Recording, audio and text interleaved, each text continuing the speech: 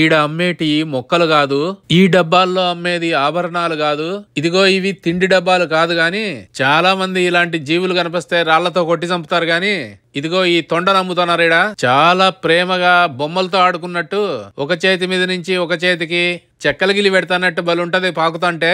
తర్వాత ఇక్కడ చిన్న చిన్న డబ్బాలలో చాలా ముద్దు ముద్దుగా ఉండే రకరకాల రంగుల్లో డిజైన్లలో ఉండే పాముల్ని ఎంతో ప్రేమగా నెమురుతూ, నాకైతే చూడ్డానికే భయం వేస్తుంది ఇది ఏడ లోపలికి సొక్కా లోపలికి పోతుందని.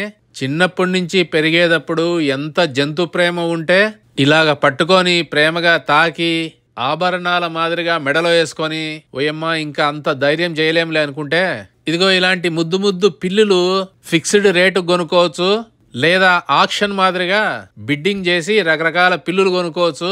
ప్రతిదానికి మార్కెట్ ఉంటదని జంతువులను అమ్మే బిజినెస్, ఆ జంతువుల తిండ్లు, అవి ఉండే ఇండ్లు, అవి ఆడుకుండే బొమ్మలు, పడుకుండే పరుపుల బిజినెస్ అమెరికాలోనే సంవత్సరానికి సుమారుగా $150 మిలియన్ బిజినెస్ అంట.